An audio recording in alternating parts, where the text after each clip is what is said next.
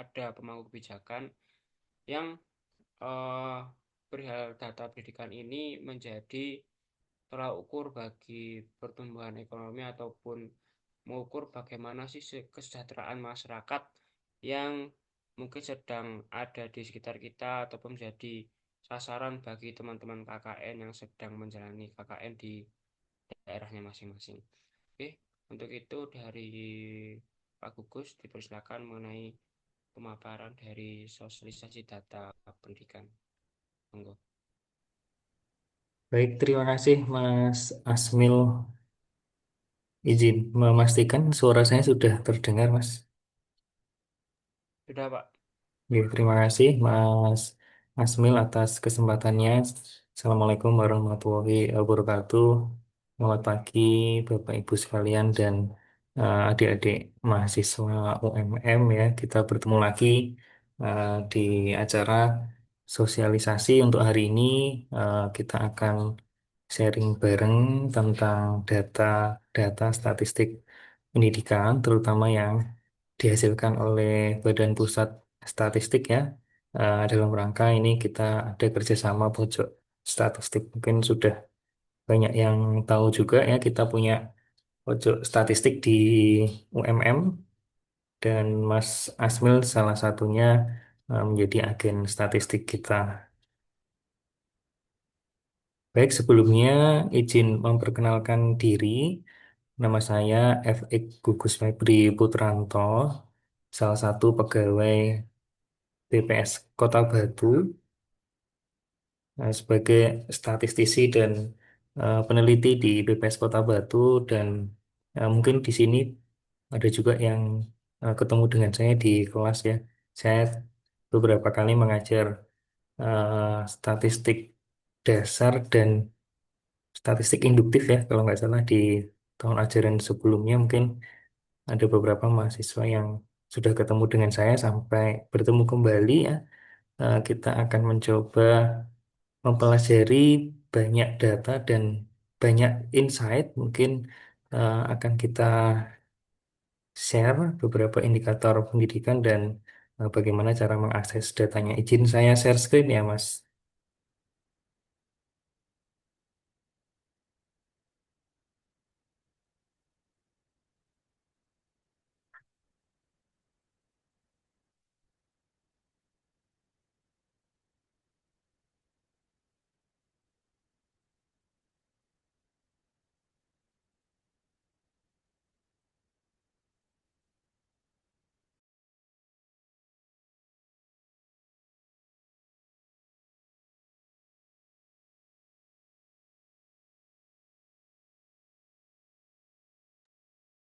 Apakah sudah terlihat paparan saya? Izin memastikan. Sudah terlihat, Pak. Oke, terima kasih. Di kita akan mencoba bagaimana memahami indikator dan statistik pendidikan yang dihasilkan oleh BPS ya. Eh, Mungkin teman-teman kalau boleh tahu semester berapa ini ya Mas Asmil?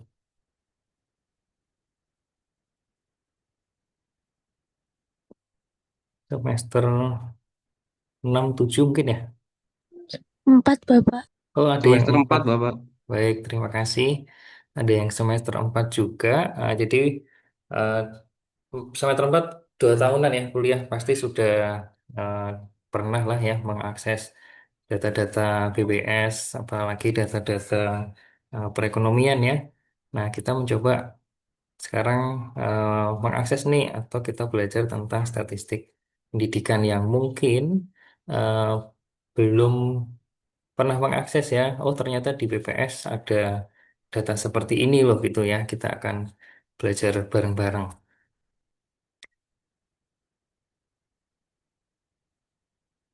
Salah satu publikasi yang kita hasilkan itu bisa dilihat di slide, itu ada statistik pendidikan. Ini saya ambil contoh statistik pendidikan di Provinsi Jawa Timur.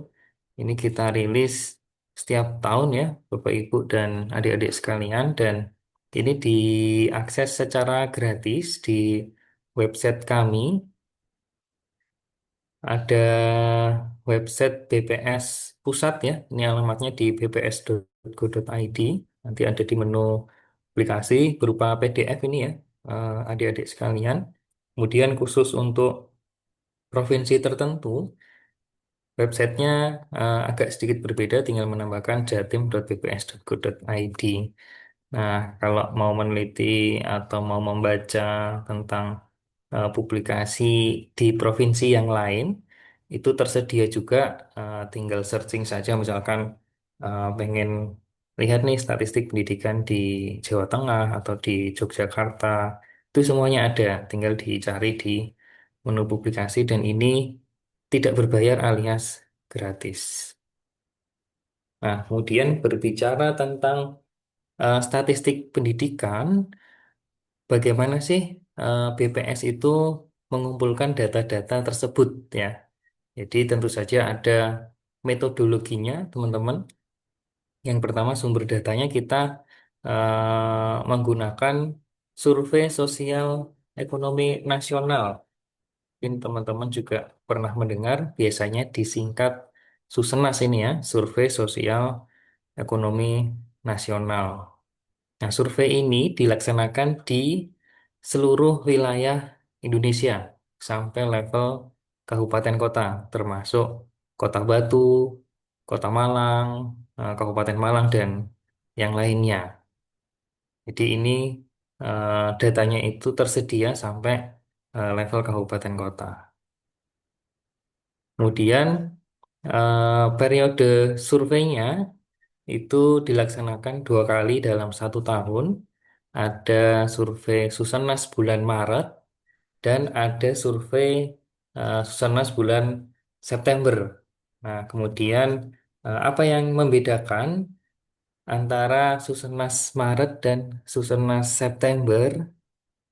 Yang membedakan adalah level estimasinya ya, teman-teman. Jadi mungkin kita refresh lagi tentang statistiknya. Kenapa sih kok BPS itu melakukannya survei ya, bukan sensus gitu ya? Mungkin di pelajaran statistik tentu kita ada constraint biaya, kemudian ada constraint waktu ya. Maka dari itu yang melatar belakang itu nggak mungkin kita mendata itu tiap tahun mendata sensus ya. Kalau sensus itu 10 tahun sekali seperti sensus penduduk, kemudian sensus ekonomi, sensus pertanian itu sensus. Kemudian kalau data-data rutin seperti ini untuk mengefektifkan dan efisien waktu dan biaya, kita menggunakan survei sehingga ilmu statistik di sini sangat bermanfaat ya.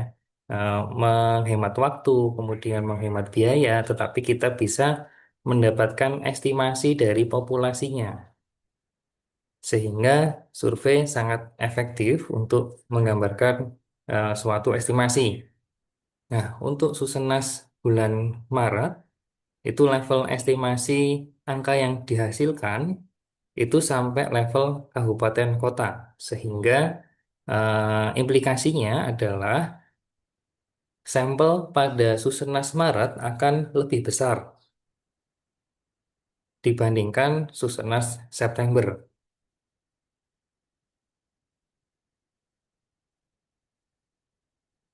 Jadi Susenas September itu digunakan untuk level estimasi provinsi ya. Misalkan nanti angka yang dihasilkan berapa sih persentase penduduk 10 tahun ke atas yang bersekolah SD, kemudian bersekolah SMP. Kalau bulan Maret kita bisa mendapatkan sampai level misalkan Kota Malang gitu ya. Kalau September itu levelnya hanya Jawa Timur. Itu yang membedakan antara Susenas Maret dan September. Kemudian eh, bagaimana sih petugas BPS itu mengumpulkan data di lapangannya? Tentu saja kita menggunakan metodologi tersebut. Kemudian kita menggunakan yang dinamakan kuesioner ya, kuesioner yang berisi daftar pertanyaan yang akan kita kumpulkan pada responden yang menjadi sampel. Ini gambaran Kuesionernya seperti ini, teman-teman. Survei Sosial Ekonomi Nasional 2024. Jika dilaksanakan bulan Maret itu ada keterangannya di atas itu ada tulisannya Maret gitu ya. Kemudian eh, banyak sekali variabel yang dikumpulkan. Ada keterangan tempat, misalkan respondennya itu tinggal di kabupaten mana, di kecamatan mana, di desa mana. Kemudian dia tinggal di klasifikasi desa atau kota. Kemudian nama kepala rumah tangganya siapa dan seterusnya. Nah, salah satu blok pertanyaan yang ditanyakan adalah tentang pendidikan, teman-teman. Nah, ini nanti angka-angka statistik dan indikator yang dihasilkan itu semuanya berasal dari sini, dari lapangan. Kita kumpulkan masing-masing keterangan anggota rumah tangga yang menjadi sampel. Kita tanyakan, misalkan ada pertanyaan ini, apakah responden itu bersekolah itu ya? Jadi ada beberapa kemungkinan ya ketika bertanya seperti itu. Misalkan partisipasi sekolah kita bagi menjadi tiga. Tidak atau belum pernah sekolah, kemudian masih bersekolah, misalnya seperti teman-teman ya, masih bersekolah di jenjang S1, kemudian yang pilihan ketiga itu tidak bersekolah lagi ya. Misalkan saya ini posisinya bekerja kemudian sudah tidak bersekolah lagi. Berarti kodenya tiga. Kemudian ada juga nih pertanyaan, misalkan kalau bersekolah, sekolahnya di negeri atau swasta. Ada pertanyaan sedetail itu, teman-teman. Kemudian tentu saja yang penting ini jenjang pendidikan tertinggi yang sedang atau pernah diikuti ya, itu eh, di bawah itu ada keterangannya, misalkan semua jenjang pendidikan kita tanyakan dari paket A, kemudian SDLB, SD luar biasa, kemudian SD, MI, kemudian SPM atau PDF ULA itu ya yang hal bersifat keagamaan, kemudian paket B, SMP dan seterusnya sampai SMA, SMK, D1, D4, profesi S2 dan seterusnya. Sangat mendetail keterangan pendidikan tertinggi yang sedang atau pernah diikuti. Kemudian terkait pertanyaan selanjutnya juga ditanyakan misalkan posisi sekarang itu tingkat kelas tertinggi yang sedang diduduki kira-kira apa? Misalkan sedang kelas 2 SMP, sedang kelas 2 SMA misalkan ya. Itu kita tanyakan sampai sedetail itu.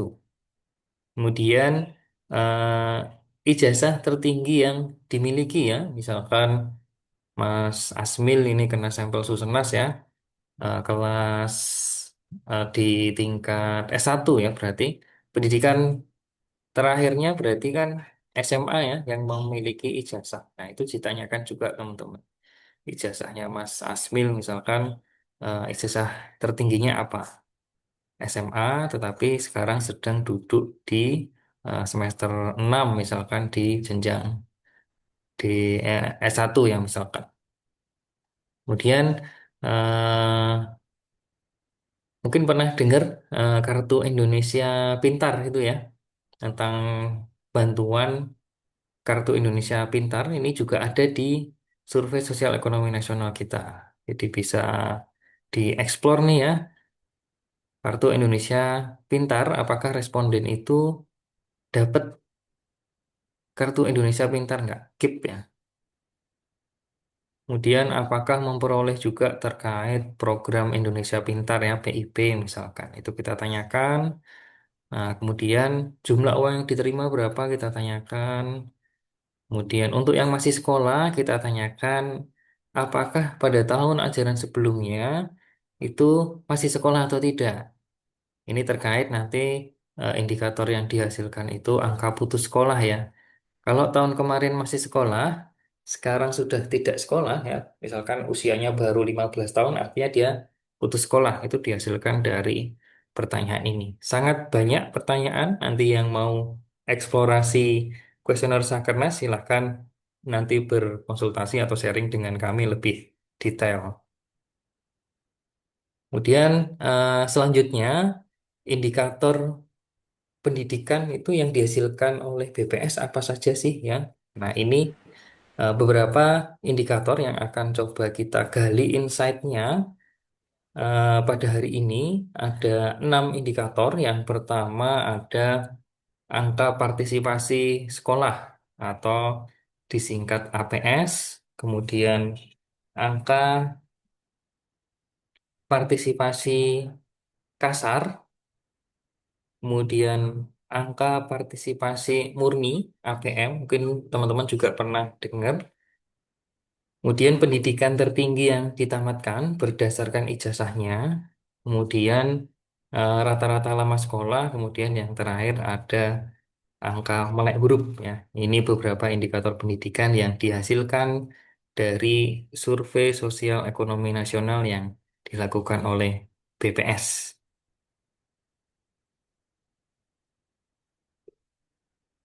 Baik, kita melangkah ke indikator yang pertama ya, teman-teman, angka partisipasi sekolah atau APS ya. Apa sih APS itu ya?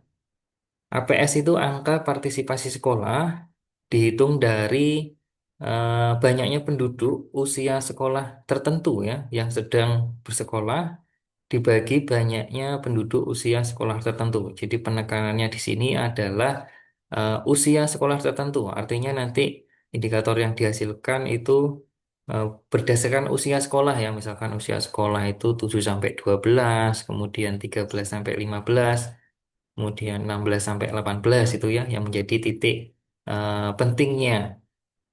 Interpretasinya adalah proporsi dari semua anak pada suatu kelompok umur tertentu yang masih sekolah terhadap penduduk pada kelompok umur sekolah yang sesuai.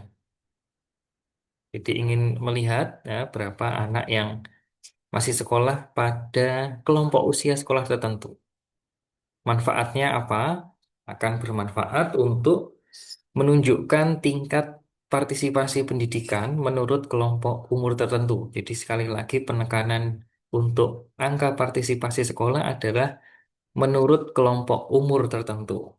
Oke, di sini akan semakin jelas terlihat ya. Ini kita mencoba melihat data, kemudian apa yang bisa kita peroleh dari data ini ya. Misalkan saya punya data angka partisipasi sekolah APS menurut kelompok umur ya teman-teman. Misalkan gambar yang pertama ini yang warna merah kelompok umur 7 sampai 12 tahun ya. Itu kelompok umur SD. Tapi eh, menyebutnya bukan angka partisipasi sekolah SD ya, tapi angka partisipasi sekolah kelompok umur 7 sampai 12 tahun. Ini perbandingan antara tahun 2023 dan 2024. Kemudian di kelompok umur selanjutnya ada 13 sampai 15 tahun, misalkan itu ya. Di tahun 2023 97,64. Kemudian naik sedikit 97,68 di tahun 2024. Kemudian di kelompok umur 16 sampai 18 tahun di tahun 2023 74,07, kemudian 76,44 di tahun 2024. Secara umum jika dibandingkan antar tahun itu meningkat semua ya, teman-teman. Jadi eh, apa sih insight yang bisa diperoleh ya? Jadi tingkat partisipasi sekolah penduduk menunjukkan adanya peluang ya untuk mengakses pendidikan secara umum. Kemudian dapat digunakan untuk melihat seberapa banyak sih penduduk usia sekolah yang telah mengakses pendidikan. Kalau dilihat secara umum, semakin tinggi kelompok umur akan semakin berkurang angka partisipasi sekolahnya ya. Jadi fenomena umumnya seperti ini, artinya banyak yang nggak lanjut sekolah ini ya ke kelompok umur pendidikan yang lebih tinggi. Jadi gapnya kalau dilihat dari gambar itu turun drastis ketika memasuki kelompok umur dari 13 sampai 15 tahun ke kelompok umur 16 sampai 18 tahun. Kalau dilihat antar kelompok umurnya ya terjadi eh, gap yang turunnya drastis. Artinya ada suatu masalah pendidikan ya, yaitu tidak melanjutkan sekolah nih anak-anaknya. Kemudian jika dibandingkan antar tahun, yang naik paling tinggi itu pada kelompok 16 sampai 18 tahun ya. Artinya eh, ada sisi positifnya jika dibandingkan antar tahun, terutama di kelompok 16 sampai 18 tahun. Artinya dari gambar ini kita bisa dapat dua insight yang menurut saya menarik ya. Dari kelompok umur 13 sampai 15 turun drastis. Artinya ada sesuatu yang kurang atau masalah di situ, tetapi sisi positifnya ada peningkatan nih di kelompok umur 16 sampai 18 tahun jika dibandingkan tahun sebelumnya. Jadi ini gambaran umum ya, indikator angka partisipasi sekolah. Ini yang saya contohkan angka di Jawa Timur ya. Nanti kalau teman-teman mau akses penasaran nih di Kalimantan gimana, kemudian di Sulawesi gimana, silahkan nanti diakses datanya. Nah, kemudian di gambar selanjutnya kita akan mencoba menggali lebih dalam. Jadi di Susenas itu tersedia variabel, misalkan gender ya, ada laki-laki perempuan. Kemudian ada variabel klasifikasi wilayah, yaitu responden itu tinggal di perkotaan atau di pedesaan. Itu bisa dilihat dan datanya ada di Susenas. Jadi misalnya dikasih tugas nih sama dosennya, tolong dong cari atau bikin paparan penelitian tentang disparitas gender angka partisipasi sekolah. Wah, datanya di mana ya? Datang aja ke BPS ya. Silahkan akses data Susenas. Data-datanya tersedia di publikasi ya. Nanti kalau mau belajar ngolah data secara mandiri itu juga kita ada layanan konsultasinya. Jadi kita mencoba dari gambar ini saya contohkan kelompok umur 16 sampai 18 tahun ya. Saya contohkan saja karena nggak mungkin kita bahas satu persatu. Pada kelompok umur 16 sampai 18 tahun mengalami kenaikan paling besar ya dibandingkan tahun sebelumnya di antara kelompok umur lainnya. Ini yang menarik ya. Kemudian jika dilihat dari gender, ada nggak sih perbedaan antara laki-laki dan perempuan untuk angka partisipasi sekolah? Ternyata ada perbedaan. Nah, perbedaannya angka partisipasi sekolah perempuan pada kelompok umur 16-18 tahun nyatanya lebih tinggi nih dibandingkan laki-laki sejak tahun 2023. Bisa dilihat ya, misalkan di tahun 2023 yang laki-laki itu 73,02, yang perempuan 75,13.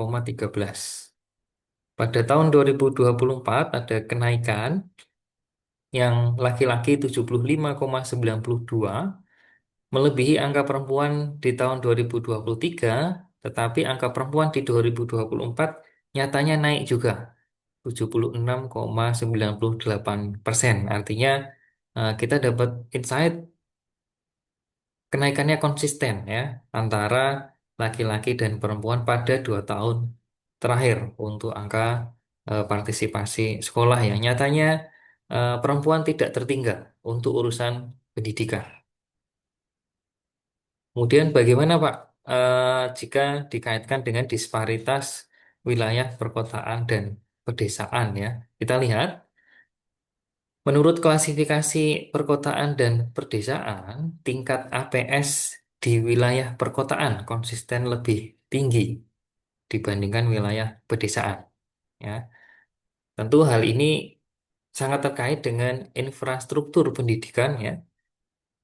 Eh, Ketika banyak kebijakan membangun sekolah, kemudian renovasi sekolah dan sebagainya, nyatanya konsisten perkotaan selalu lebih tinggi dibandingkan pedesaan. Ada sesuatu menarik yang bisa digali di sini. Kenapa angka partisipasi sekolah perkotaan selalu lebih tinggi dibanding pedesaan di saat gencarnya kebijakan untuk renovasi sekolah dan sebagainya. Jika teman-teman tertarik ya menggali data tersebut. Ini tentang angka partisipasi sekolah ya.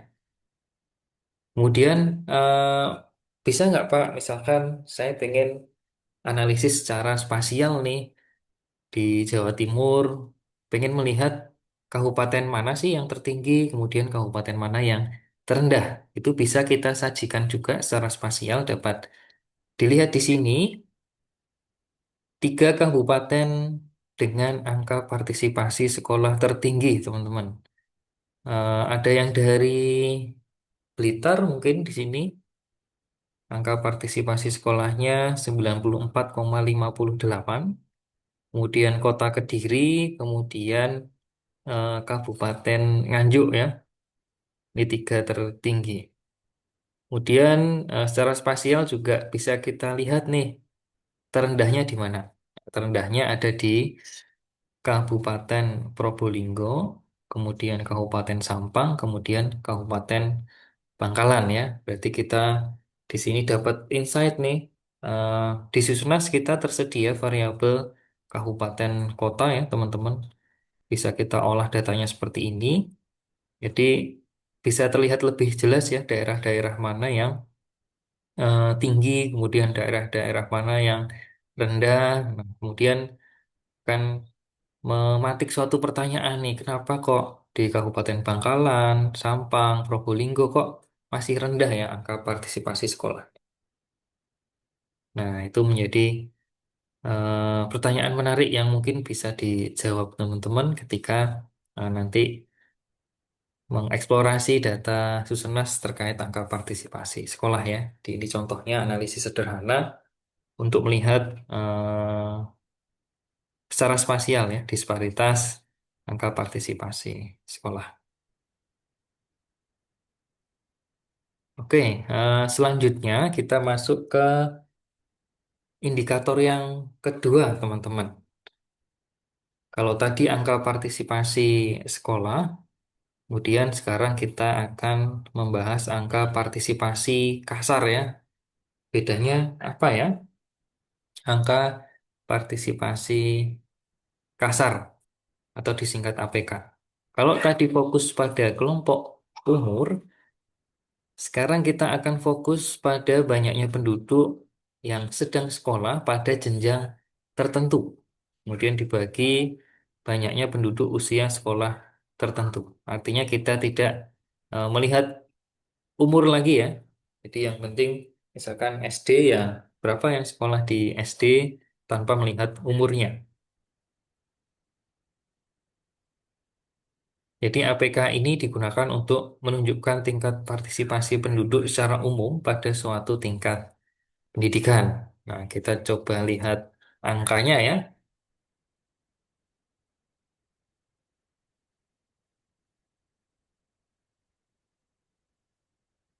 Angka partisipasi kasar ya, ini saya contohkan SMA atau sederajat. Jadi kalau tadi kita bicara kelompok umur, sekarang kita bicara jenjang pendidikannya, angka partisipasi berdasarkan jenjang ya, berapapun kelompok umurnya. Dapat dilihat lagi, masih menunjukkan angka yang konsisten bahwa APK perempuan konsisten lebih tinggi. Begitu pula wilayah perkotaan selalu di atas pedesaan.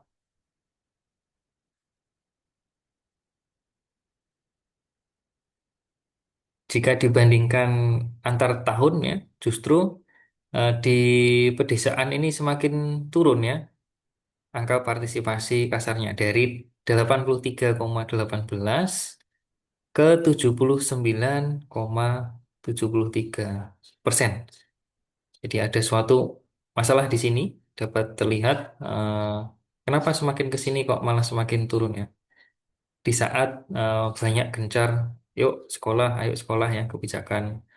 Eh, Pada nyatanya data menunjukkan khusus di pedesaan ya, itu menunjukkan penurunan ya teman-teman. Kalau di perkotaan masih naik ya. Jadi ketika kita bikin grafik seperti ini, kita bisa dapat insight-nya ya, disparitas antara kota dan desa. Oke. Kemudian terkait angka partisipasi murni ya, indikator yang ketiga yang akan kita bahas. Kalau tadi APS, sekolah, kemudian kasar, kemudian sekarang yang murni, apa bedanya Pak? Bedanya adalah sekarang kita fokus pada penduduk usia sekolah tertentu yang sedang bersekolah pada jenjang yang bersesuaian. Ya, artinya kalau usianya SD, ya kita kelompokkan apakah dia sedang sekolah SD atau tidak. Jadi makanya disebut angka partisipasi murni ya. Secara konsep, proporsi anak sekolah pada suatu kelompok usia tertentu, ya ini kelompok usia, kemudian bersekolah pada jenjang yang sesuai dengan kelompok usianya terhadap seluruh anak pada kelompok usia sekolah tersebut. Jadi secara lebih spesifik ya, APM ini digunakan untuk mengukur proporsi anak yang sekolah tepat pada waktunya ya. Sekarang kan ada yang belum umurnya sudah dimasukkan, kemudian harusnya sudah sekolah tetapi belum sekolah. Nah, itu bisa dievaluasi dari angka partisipasi murni ini ya. Ini secara umum SD, SMP, SMA jenjangnya, kemudian ini ada tahun 2023 dan tahun 2024. Nah, ini proporsi anak yang bersekolah tepat pada waktunya. Tren atau polanya sama, semakin tinggi pendidikan, itu semakin turun angka partisipasinya. Kemudian secara lebih detail ya, APM ini dapat menunjukkan seberapa banyak sih penduduk usia sekolah yang dapat memanfaatkan fasilitas pendidikan sesuai dengan usianya pada jenjang pendidikannya. Tiga-tiganya naik jika dibandingkan antar tahun. Kemudian jika dibandingkan antar kelompok jenjang pendidikan, polanya masih sama. Semakin tinggi pendidikan, semakin turun angkanya. Kemudian coba kita breakdown lagi berdasarkan disparitas gender dan klasifikasi wilayah ini teman-teman ya. Kita bisa lihat di tahun 2023 awalnya APM perempuan lebih tinggi. Nah, kemudian mulai mengejar nih laki-lakinya ya. Kemudian pada tahun 2024 terjadi kebalikannya ya. APM laki-laki sedikit lebih tinggi dibandingkan perempuan di tahun 2024. Kemudian menurut klasifikasi wilayah kota desa, ya ini masih terdapat masalah yang ditunjukkan adanya perbedaan yang mencolok ya antara capaian APM di kota dan di desa.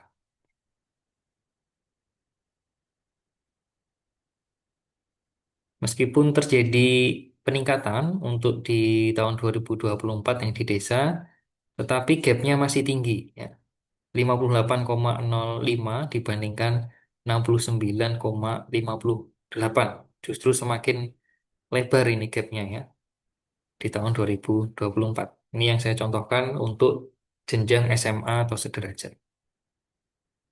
Nah, apa sih yang bisa diupayakan ya kalau terkait dengan APM itu peningkatan kualitas pendidikan bisa dengan menekan jumlah anak yang didaftarkan sekolah sebelum waktunya. Ada istilah early entry of schooling ya. Jadi mungkin terkait dengan kebijakan-kebijakan yang baru sekarang, misalkan SD harus 7 tahun, kemudian playgroup TK dan sebagainya itu terkait dengan capaian ini, teman-teman. Kemudian selanjutnya terkait dengan pendidikan tertinggi yang ditamatkan. Ya. Dari Susenas tadi ada pertanyaan ijazah tertinggi yang dimiliki ya. Misalkan Mas Asmil tadi kita contohkan sebagai responden Susenas, ijazah tertingginya berarti ijazah SMA ya, karena S1-nya belum lulus. Misalkan sudah lulus berarti ijazah tertinggi yang dimiliki adalah S1. Dan biasanya indikator ini kita hitung untuk penduduk usia 10 tahun ke atas.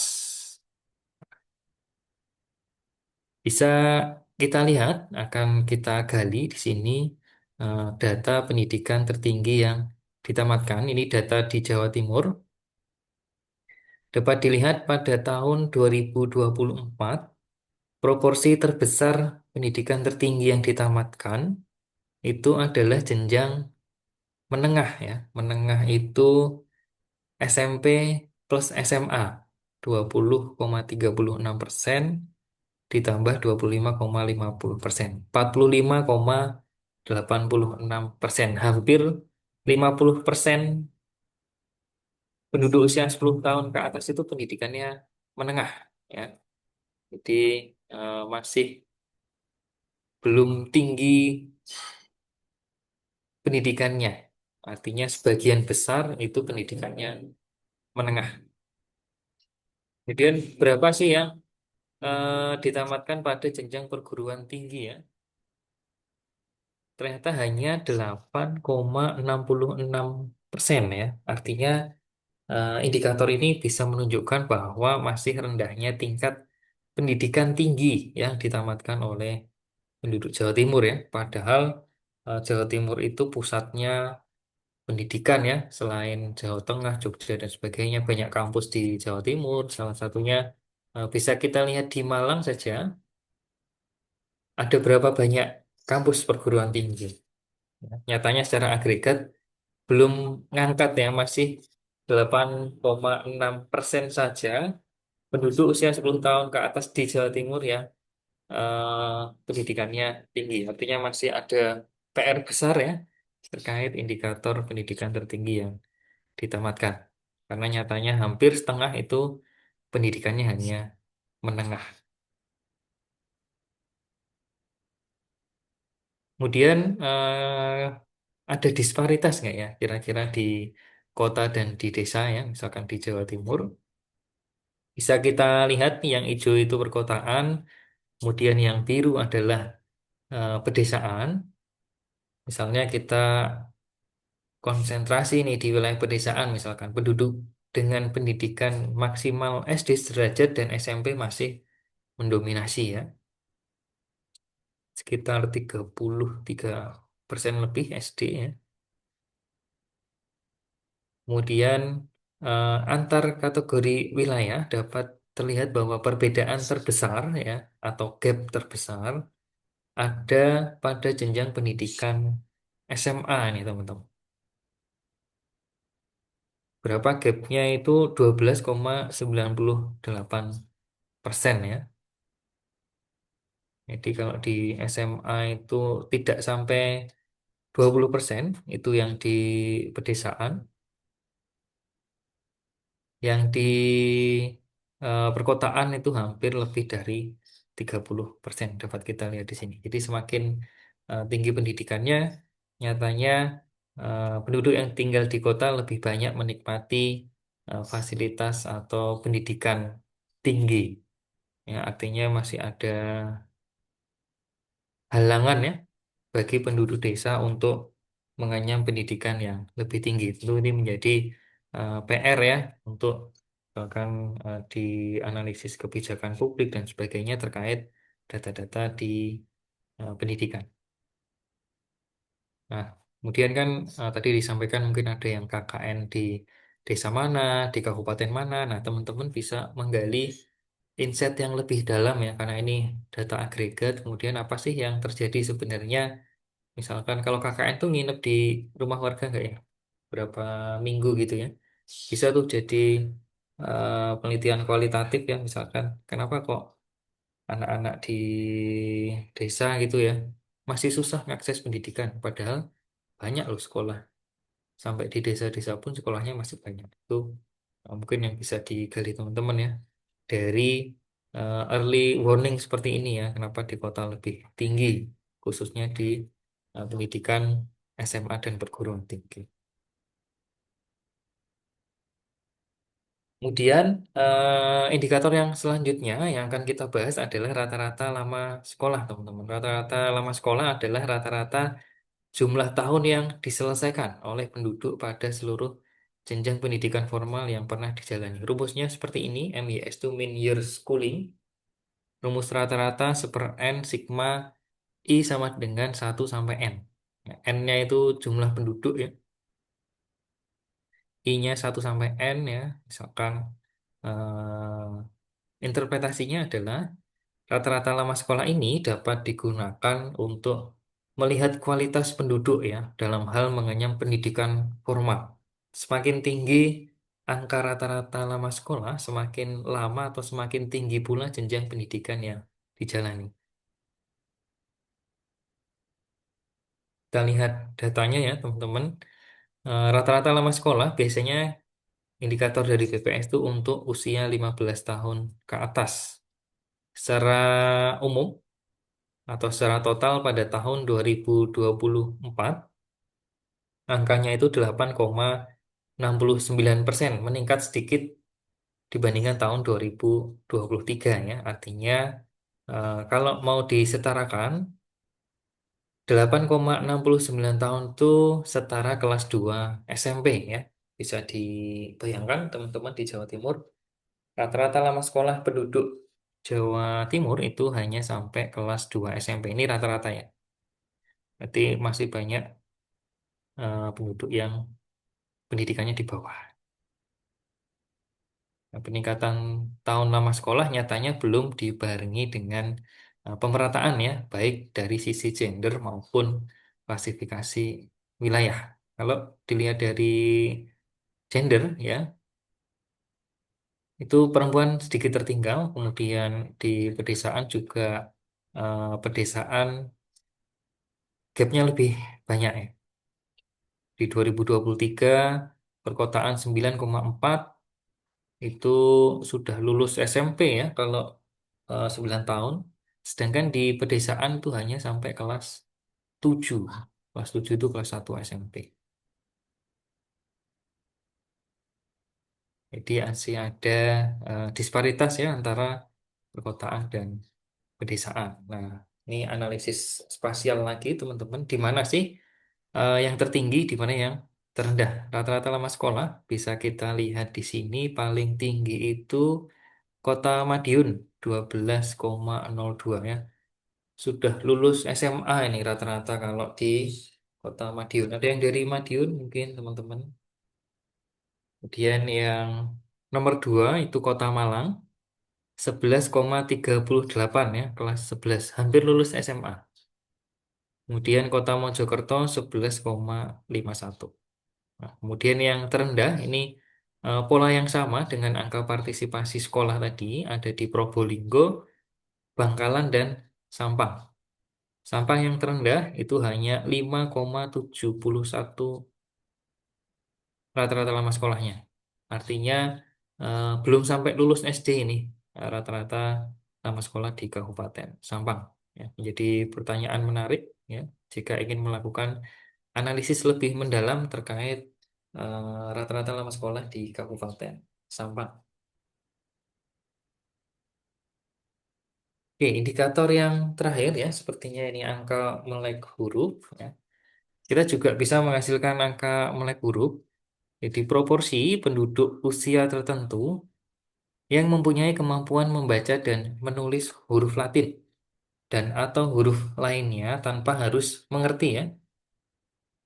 Jadi di Susunas juga kita tanyakan ke responden nih, apakah bisa membaca, apakah bisa menulis huruf Latin, huruf Arab dan sebagainya. Kemudian kita bandingkan dengan banyaknya penduduk usia tertentu. Untuk apa sih ya indikator ini? Untuk melihat pencapaian indikator dasar yang telah dicapai suatu daerah ya. Karena tentu saja membaca dan menulis kan dasar utama untuk memperluas ilmu pengetahuan ya. Coba kita lihat angkanya ya.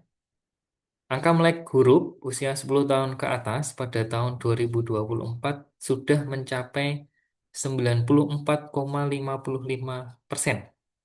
Artinya hanya tersisa 5% saja penduduk Jawa Timur yang tidak memiliki kemampuan baca tulis huruf lain dan lainnya.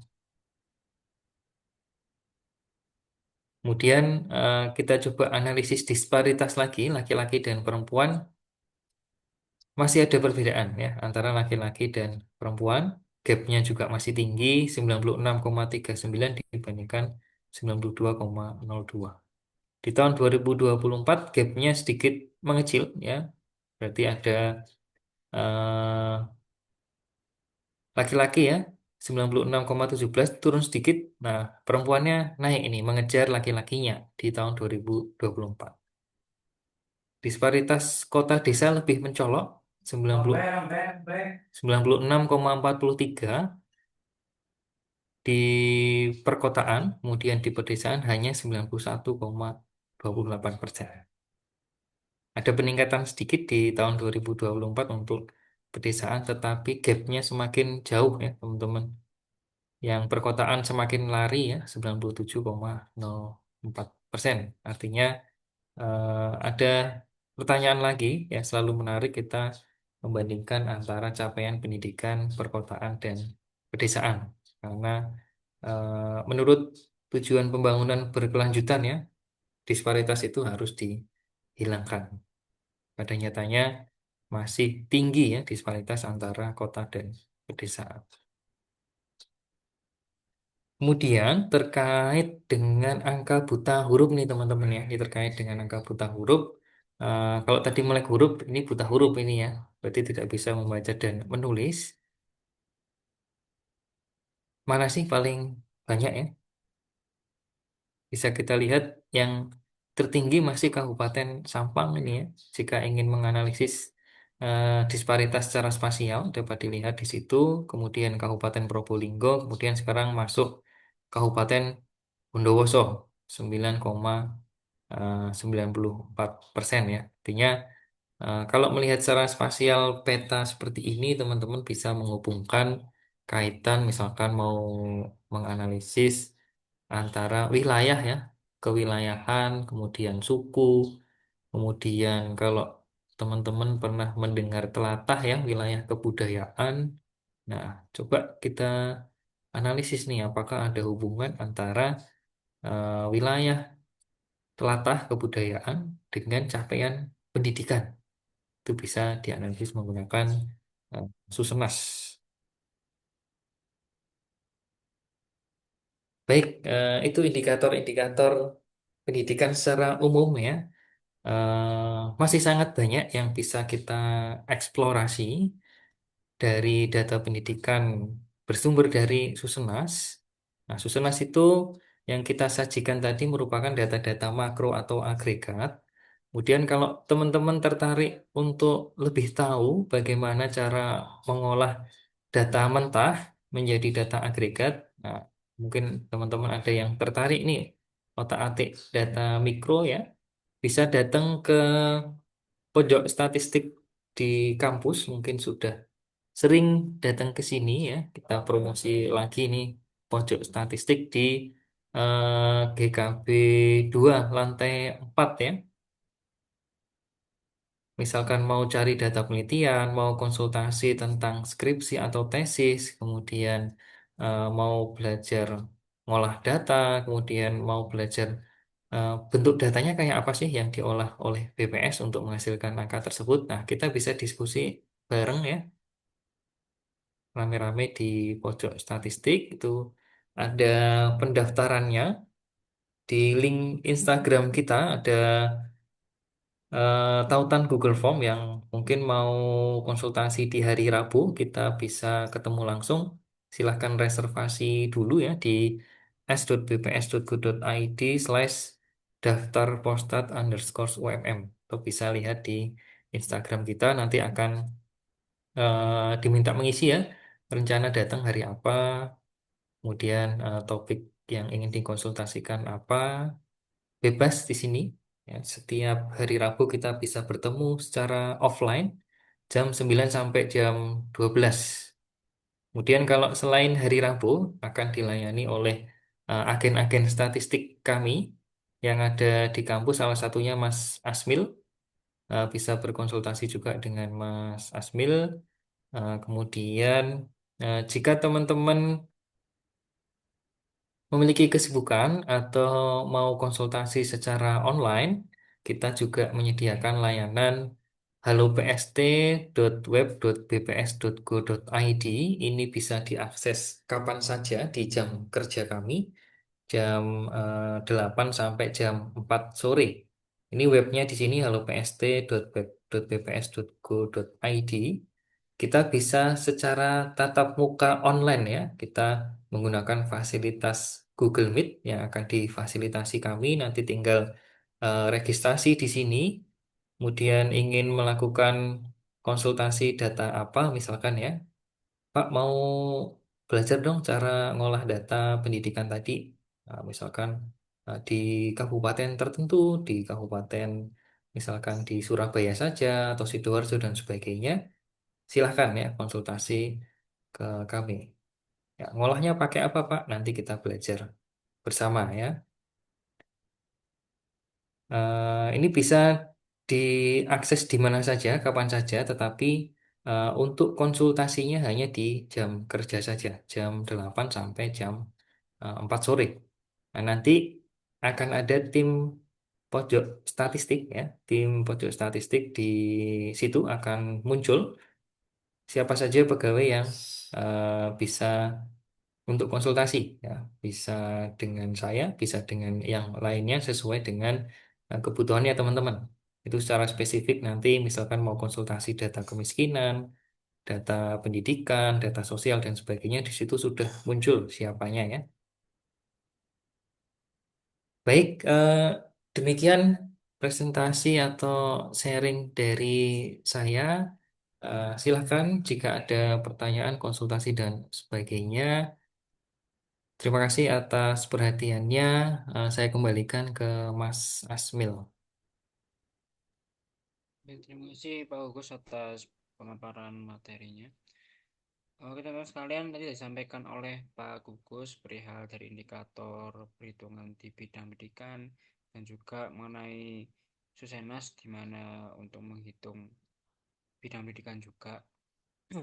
Ya, dan disampaikan perihal bagaimana nanti mengolah data mikro. Nah, untuk teman-teman sekalian dari teman-teman yang melaksanakan KKN ataupun Bapak Ibu dosen yang sudah hadir, mungkin ada yang ditanyakan dari pemaparan Pak Gugus tadi tentang sosialisasi data bidang pendidikan. Mohon izin Mas Asmil, saya lupa menyampaikan tadi di pojok statistik kami itu tersedia layanan data mikro secara gratis ya, teman-teman, Bapak Ibu dosen sekalian. Jadi kita sudah punya akun 0 rupiah untuk meminta data mikro untuk penelitian, untuk tugas dan sebagainya. Itu syaratnya membuat proposal saja, kemudian diajukan ke pojok statistik. Nanti formatnya kita pelajari bersama. Yang penting di sini adalah tersampaikan bahwa akses data mikro bisa gratis, teman-teman. Misalkan mau skripsi, mau tugas dan sebagainya. Misalkan mau menganalisis data apapun ya, nanti kita akan belajar Susenas tadi sangat banyak pertanyaannya, itu bisa diakses semua variabelnya. Jadi nanti tinggal bikin proposalnya, proposalnya bentuknya bagaimana Pak? Nanti kita pelajari bersama di pojok statistik. Terima kasih.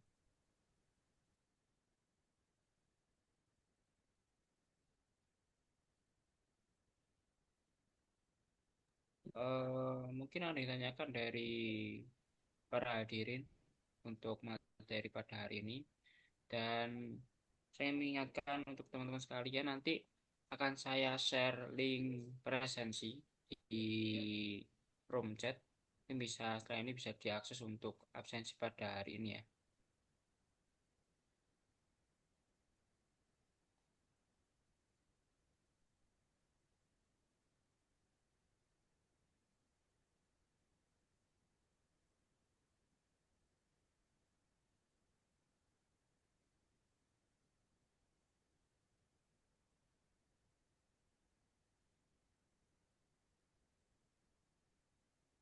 teman sekalian, monggo bisa diisi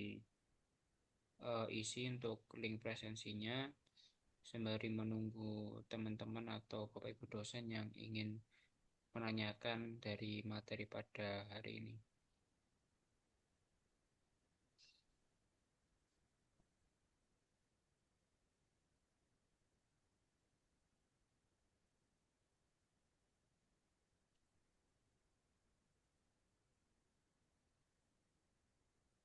Oke.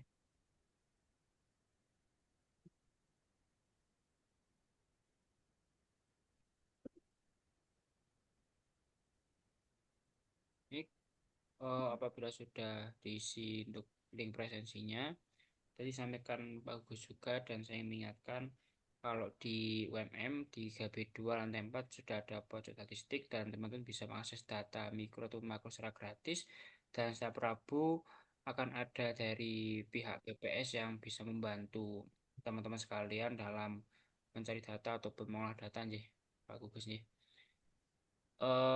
Siap, Mas.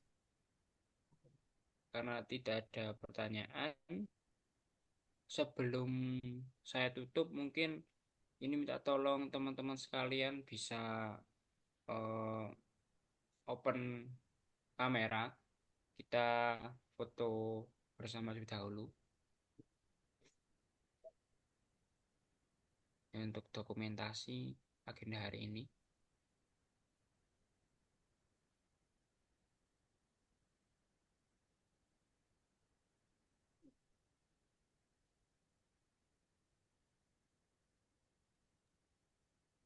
Mohon izin menyapa Pak Hendra. Selamat pagi, Pak Hendra. Selamat pagi, Pak Gugus. Terima kasih waktunya.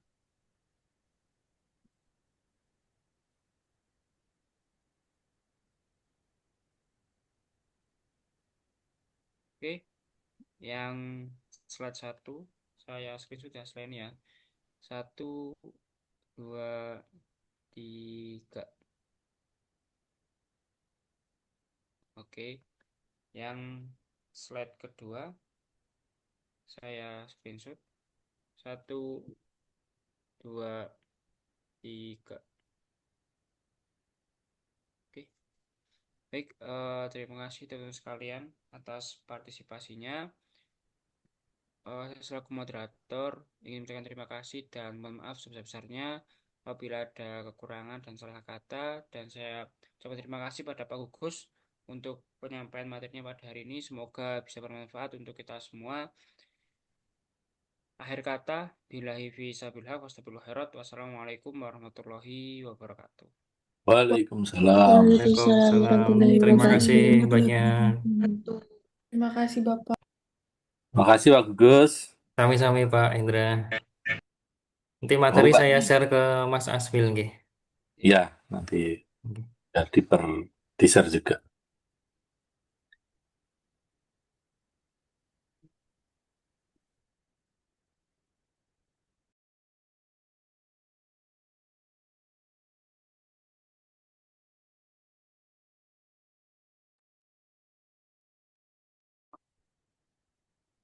Kita lanjut ya, adik KKN silakan dinyalakan kameranya.